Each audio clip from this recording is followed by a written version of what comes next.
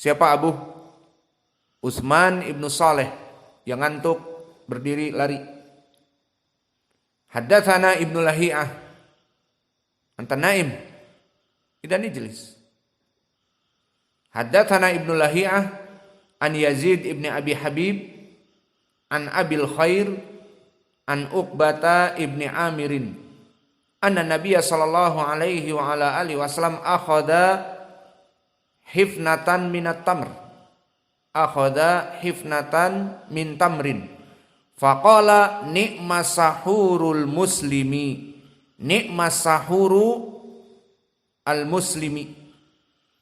Maka di dalam hadis yang kedua dari Uqbah ibn Amir, maka hadis ini dikeluarkan oleh Imam At-Tabrani di Mu'jamil Kabir dengan sanad yang kami sebutkan, dan diriwayatkan oleh Imam Ibnu Adi juga di dalam Al-Kamil fi Du'afa Ar-Rijal, yang mana sanadnya keduanya bertumpu kepada Ibnu Lahiyah an Yazid wa huwa Ibnu Abi Habib an Abil Khair an Uqbata ibni Amirin anna Nabiyya sallallahu alaihi wa ala alihi wasallam akhadha hifnatan min tamrin faqala ni'ma sahurul muslim. Maka sanad ini barakallahu fikum sanad yang dhaif, karena ma'ruf Abdullah ibnu Lahiyah seorang mudallis dan dia rawi yang dhaif, dan dia mempunyai maktabah dan maktabahnya terbakar. Disebutkan oleh Imam Abu Zur'ah Ar-Razi dan yang lainnya, dia pada dasarnya dhaif. Terbakar kitabnya, tidak terbakar kitabnya sudah dhaif. Maka dengan terbakar kitabnya lebih dhaif karena tidak ada murajaah. Alhasil sanad yang kedua dari sahabat Uqbah ibnu Amir dhaif karena ada Ibnu Lahiyah, namun sanad ini saja bisa naik kepada derajat hasan dari hadis Abi Hurairah. Maka seperti itu permasalahan ilmu hadis bisa naik dhaif kepada hasan jika datang dari jalan yang lain dan lafadznya sama. Maka kembali kepada lafaz, Nabi mengambil hifnatan. Hifnah adalah cawan, atau antum mungkin mengatakan mangkok ataupun sohan, yang biasa disimpan padanya makanan di ruang tamu seperti itu. Maka isinya adalah tamr. Maka Nabi mengambil hifnah, tempat kecil dari kumpulan tamr. Di saat Nabi mengambil, didengar oleh Uqbah ibnu Amir, berkata Nabi, ni'ma sahuril muslimi. Ni'ma sahuril muslimi. Apa itu? Isyarah kepada tamr yang dipegang oleh Nabi di atas hifnah atau di dalam hifnah. Di dalam cawan, di dalam mangkok, di dalam toples, seperti itulah maknanya. Maka poin pendalilannya di sini i'rabnya ni'ma sahuril muslimi. Maka ni'ma fi'lun madi, sahuri di sini adalah fa'iluhu, namun di sini dalam keadaan fa'ilnya mudhaf ilaih. Ni'ma sahurul muslimi at-tamru.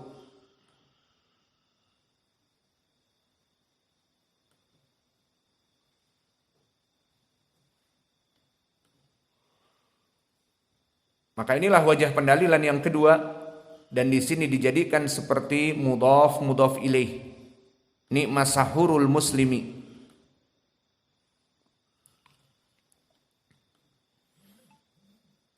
Berbeda dengan lafaz Abi Hurairah, di mana di dalam lafaz Abu Hurairah lafaz Jabir ni'mas sahur, seperti akan datang. Maka hadis yang ketiga beristidlal penulis dengan hadis yang diriwayatkan oleh Abdullah ibnu Adi al-Jurjani. Ini yang sering kita sebutkan dengan Ibnu Adi. Maka dia namanya Abdullah ibnu Adi. masyhur dengan Ibnu Adi, nisbah kepada bapaknya. Namanya Abdullah Ibnu Adi Al-Jurjani rahimahullah di dalam kitabnya Al-Kamil Lidu'afa. Qala Abdullah Ibnu Adi Al-Jurjani rahimahullah, haddatsana Ali ibn Ahmad Al-Jurjani, haddatsana Amr ibn Ali, haddatsana Abu Daud, haddatsana Zam'ah an Amr ibn Dinar an Jabir ibn Abdullah. Qala Rasulullah sallallahu alaihi wa ala alihi wasallam, nikmas sahuru at-tamru. Nikmas sahuru at-tamru. Maka di sini di hadis yang datang dari Jabir ini diriwayatkan oleh Imam Ibnu Adi seperti di matan di sini di kitabnya Al-Kamil, dan juga diriwayatkan oleh Imam Abu Nuaim di kitabnya Al-Hilyah dan Ar-Rafi'i di kitabnya At-Tadwin fi Akhbaril Quzwain, dan juga Al-Khatib Al-Baghdadi di Tarikh Baghdad. Maka dari 4 kitab ini semuanya bertumpu kepada Umar ibni Ali.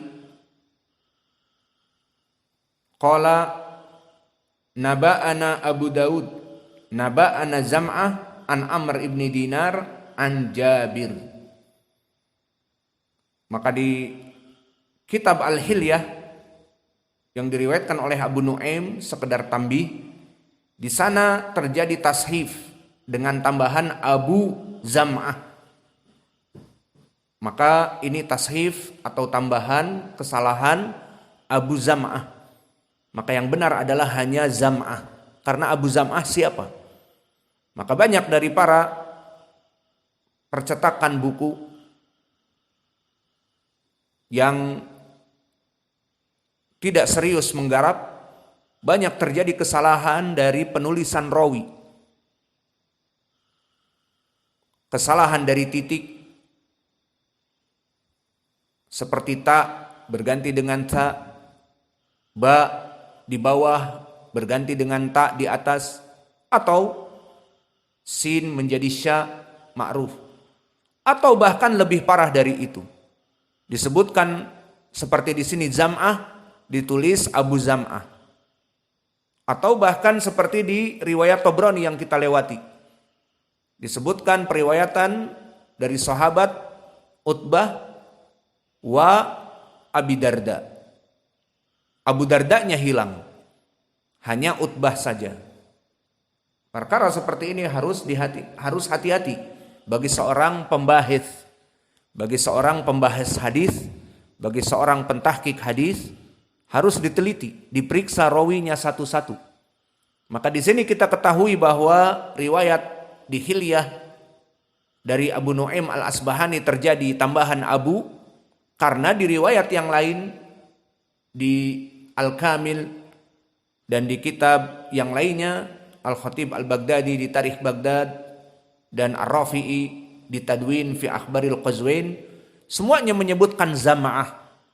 Dari sini diketahui bahwa ucapan Abu Zam'ah salah seperti itu, dan merujuk kepada rawi siapa Abu Zam'ah. Tidak ada, tidak sesuai dengan yang diinginkan dari gurunya dan muridnya. Maka yang benar dia Zam'ah.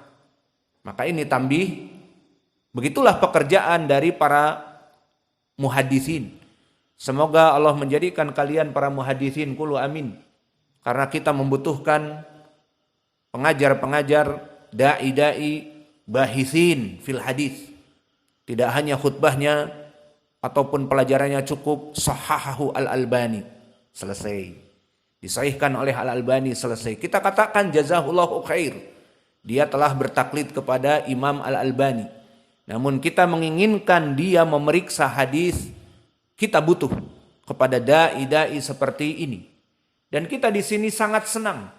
Bukannya kita di sini malah cemburu ataupun iri dan dengki jika ada santri-santri kita yang pandai. Maka itu adalah dari afatil mudarris, afatil ustad, yang mana dia itu merasa dirinya tersaingi oleh muridnya. Maka tidak ada pada hakikatnya permasalahan guru takut tersaingi oleh murid. Tidak ada. Namun syaitan menjadikan seperti itu. Akhirnya di saat muridnya pintar dan sebagainya, wah ini bisa lebih daripada aku. Akhirnya tidak diberikan jurus-jurus pamungkas. Biarlah dia tidak pandai ilmu hadis, nanti menyaingiku. Dia pandai sekali menghafal hadis-hadis dan juga istimbat ilmu usulul fikih dan qawaidul fikih. Wah orang ini nanti jadi faqih. Jangan diajarkan ilmu usul fikih kepada dia. Kenapa? Nanti dia jadi lebih tenar daripada aku. Tidak ada mudaris seperti itu. Karena apa? Apa yang dia ajarkan bahkan membaca alif ba ta, maka dia mempunyai nisbah. Dia mempunyai saham. Dan di saat dia mengajar bersama muridnya, belajar mentransfer ilmu, dia menjadi orang terbaik dari kaum muslimin. Seperti hadis Utsman ibnu Affan, khairukum man ta'allamal Qur'ana wa 'allamahu. Sebaik-baiknya kalian yang mengajari Al-Quran, yang belajar Al-Quran. Dua, guru dan murid, yang belajar dan yang mengajari. Maka pada hakikatnya orang yang mempunyai ilmu tidak usah pelit. Karena ilmu itu justru akan berkembang dan meluas dengan diajarkan. Dan begitupun seorang guru tidak mesti dia itu harus cemburu kepada muridnya akan menjadi lebih pintar karena